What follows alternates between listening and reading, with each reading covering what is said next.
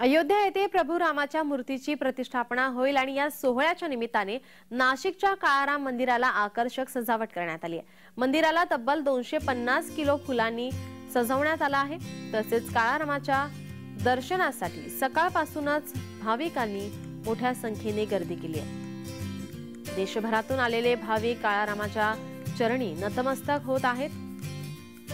त्याचप्रमाणे आज काळारामाला नवीन द्राक्ष वाणांची आरास करण्यात आली आहे।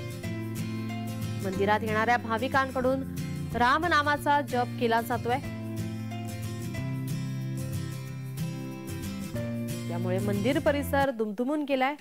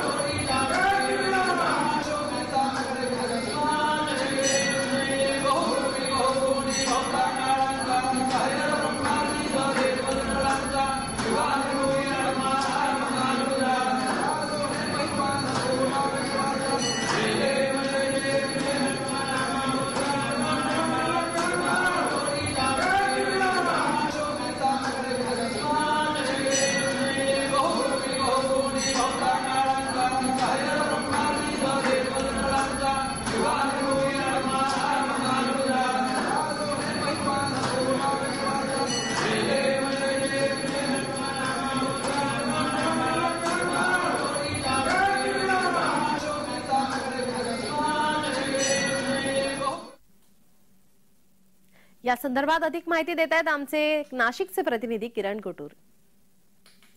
नाशिकच्या ऐतिहासिक काळाराम मंदिरात देखील भाविकांनी मोठ्या प्रमाणात गर्दी केल्याचं आपल्याला बघायला मिळतोय। अत्यंत ऐतिहासिक हे मंदिर आहे। आज अयोध्यामध्ये आज राम मंदिराचं लोकार्पण सोहळा पार पडतोय आणि त्याच पार्श्वभूमीवर आज नाशिकच्या या ऐतिहासिक काळाराम मंदिरात देखील भाविकांनी सकाळपासून गर्दी केल्याचं चित्र आहे। अत्यंत ऐतिहासिक असा दिवस आहे आणि त्याच पार्श्वभूमीवर भाविकांची सुद्धा गर्दी या काळाराम मंदिरामध्ये मोठ्या प्रमाणात आहे। सकाळपासूनच भाविक दर्शनासाठी रांग लागल्याचं चित्र आहे। आपल्यासोबत मंदिराचे विश्वस्त असतील किंवा पुजारी असतील हे दोघंही आहेत, त्यांच्याकडनं आपण अधिक माहिती घेऊया। काय नियोजन आहे? मोठ्या प्रमाणात गर्दी आहे, बॅरिकेडिंग केलेलं आहे, पोलीस बंदोबस्त आहे, मंदिराची स्वतंत्र अशी सिक्युरिटी काम करते, मेडिकलची व्यवस्था केलेली आहे। परंतु भक्तांमध्ये एवढा मोठा उत्साह आहे की त्याचा विचार करू शकत नाही। रामनवमीपेक्षाही मोठ्या प्रमाणामध्ये इथं प्रचंड गर्दी आहे। लोकांमध्ये राम संचारलेला आहे असं वाटतंय। खरं तर इथे वर्षभर भाविकांची गर्दी असते। आजचा दिवस विशेष आहे। अयोध्येमध्ये राम मंदिराचं लोकार्पण सोहळा पार पडतोय आणि आज इथेही गर्दी। समस्त विश्वातील भाविकांना प्रभू श्रीरामांच्या प्राणप्रतिष्ठेच्या हार्दिक शुभेच्छा। नाशिकमध्ये सुप्रसिद्ध संस्थान श्री काळाराम मंदिरातर्फे आलेल्या सर्व भाविकांचं हार्दिक स्वागत आहे।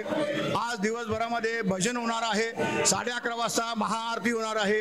नंतर आपण सर्व भाविकांना जे दर्शनाला येणारे भाविक आहे त्यांना प्राणप्रतिष्ठा सोहळा या देवी या सोहळा पाहता यावा म्हणून आपण मोठी LED स्क्रीन लावलेली आहे की ज्या आनंदामयापासून ते विनमुख होऊ नये म्हणून मोठी LED स्क्रीन लावली आहे। 12 वाजता आरती झाल्यानंतर इथे महाप्रसाद वाटला जाणार आहे।